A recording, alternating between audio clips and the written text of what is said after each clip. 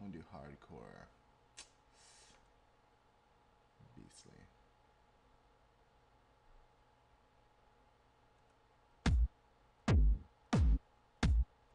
Okay. Now, a lot of people don't do this the way I do, and I mean, I may be doing it wrong for all I know. I just like the sound of it. I'm gonna put these two on the same mixer channel, and I'm going to let's see, make sure this is. I'm going to compress them.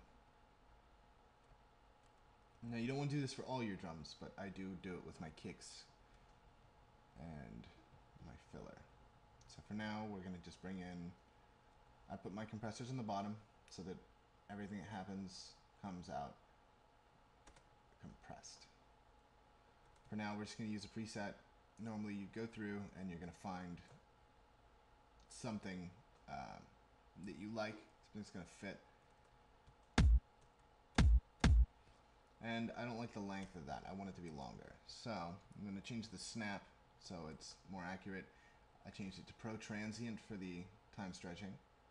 And I'm going to make it a little bit longer.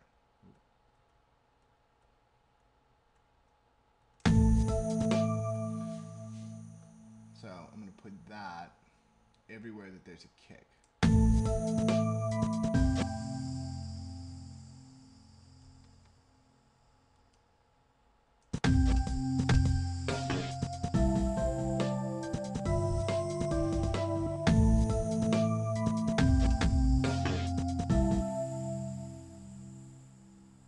And I'll even mimic some of the glitching I did here. So every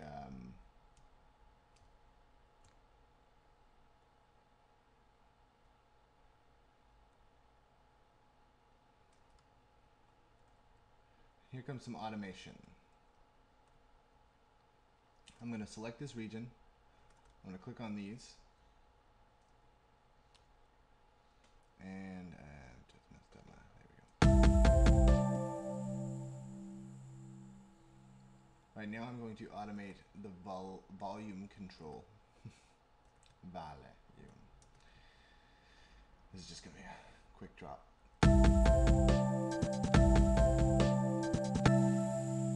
And now remember, when you're using automation, if you use a particular sample, it's going to end and it's going to continue where you left it. So at the end of these, I like to put a little up jump here. Bring the envelope control back up. So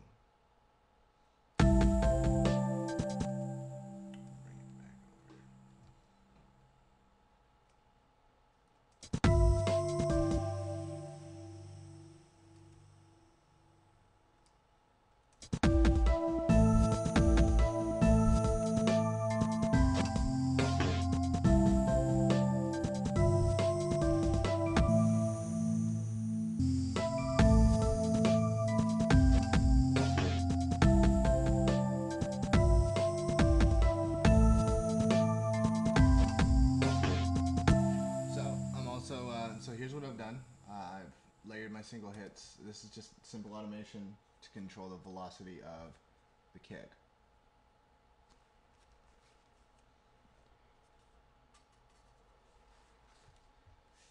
I'm also going to layer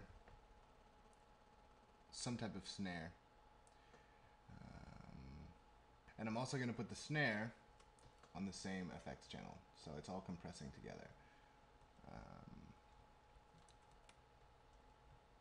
So now I'm going to put the snare where the snares are in my glitch loop.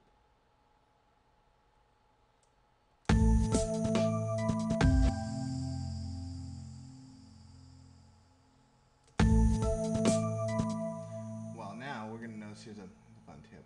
Let's see if I can do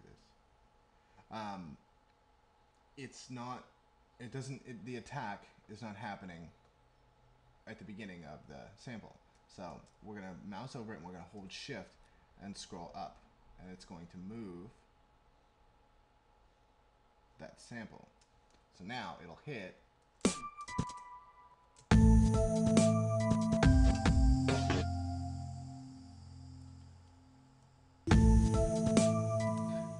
Okay, so what I've done now is I've layered a little snare, a single hit snare. Some people will use sequencer up here. I don't know. I can't get enough control out of it, so I do not. I just layer the sample in and affect it. So now we've got, from the beginning, goes to the pads, comes in with the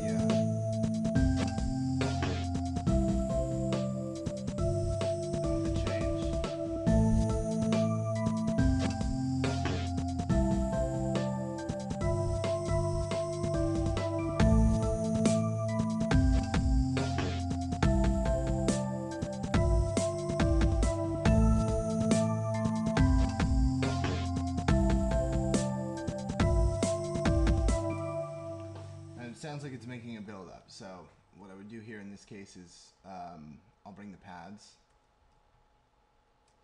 and it's going to have a drop off.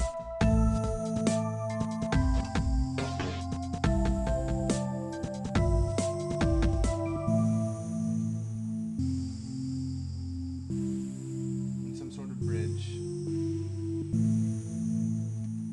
This is where I'm going to edit the pad.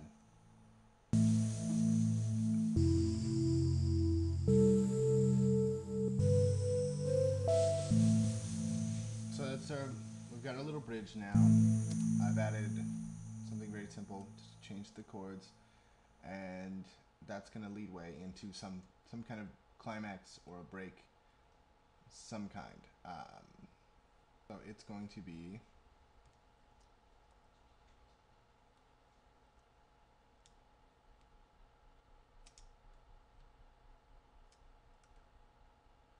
these two. I'm going to bring this and make it unique.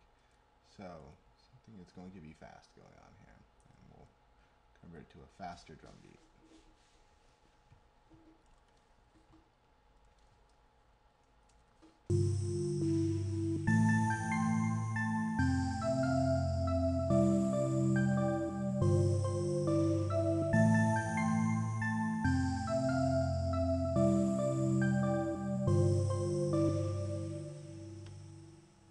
Over here, I've laid down a melody, and I'm going to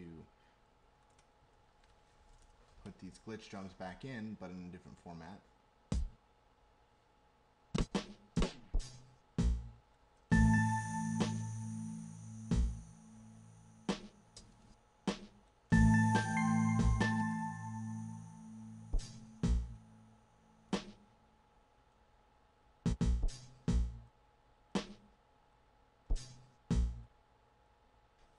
So I've got my drum beat, just something very simple, a little two-step, but this is for layering. So I've got the sounds, and while it's compressed, you're not going to hear much coming out of this because the other drums are going to fill up.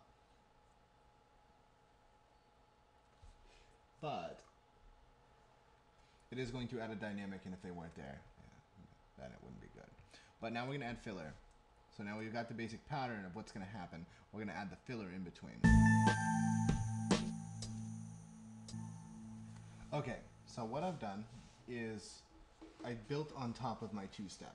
I've used this sample, and I have created what I like to call filler. I guess it's filler. So originally it was just your basic two-step, a little bit of variation, but not much. So I added in between ghost snares and glitch effects to fill it out.